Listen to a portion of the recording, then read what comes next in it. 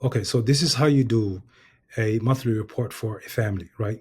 So before you call the family, make sure that you are fully informed and you are organized. You want to sound confident. You don't want to sound like you're just, talking on the fly. It's not professional. Get a pencil, pen, notepad, write down the condition of the student or the family.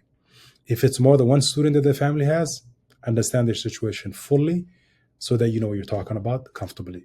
So, for example, I want to look at Saida Muhammad's child, or let's say Sahra Mahmoud's child. This kid's name, Zain. I'm going to click here. I'm going to copy his username, right? I see his attendance lately. I know that he's supposed to be doing fact fluency and phonics blending level 1. So with that, knowledge, now I'm gonna go to our MobiMax.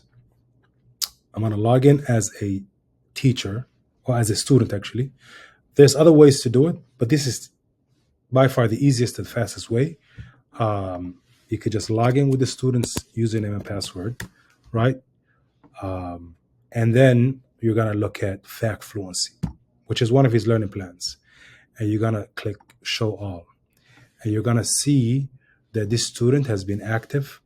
Today is June 26th. The last time he logged in was really June 23, but he hasn't done anything there. He's been doing, he's done work in June 18th. 24 minutes, 142 problems, 88% of those was correct. This is subtraction. So you can say this kid has, his time is consistent, even though we would like to see 30 minutes or above. The amount of problems that he does is great. This is a highlight. You want to look for a highlight. Every time that you're talking to a parent, you want to look for, you don't want to just be the bearer of bad news. You want to look for a highlight, one good thing to say about the kid. What do you want to improve upon? And then any recommendations there. So this kid is consistent. He hasn't logged in for a few days there, but I think maybe he moved to math, which is the case.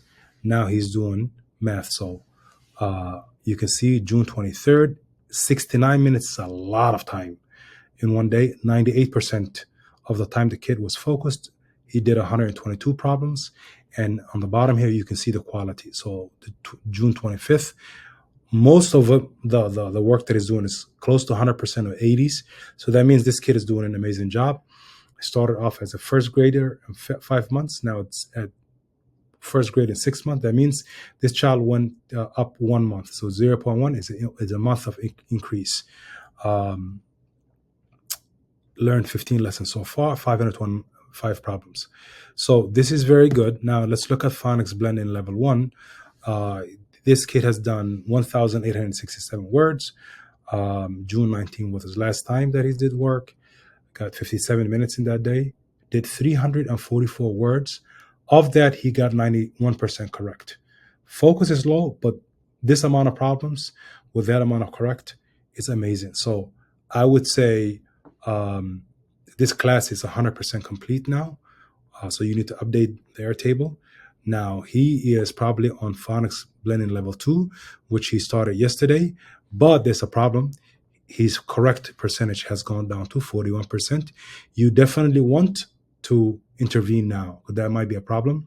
And the focus is 90% of the time he's doing nothing, 10% of the time he's doing work. And that has decreased. So that's one thing you want to correct and say, hey, this kid is doing amazing, but I'm concerned that he's heading in the wrong direction here.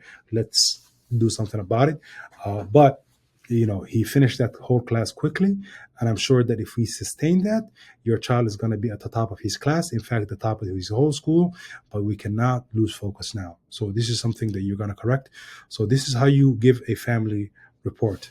And when you're done with that, if it has changed, you're going to update it to phonics blending level 2 now, right?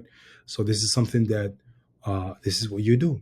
So for bigger families, I would say, log into all of them and find out how they're doing before you call the family so that you are informed.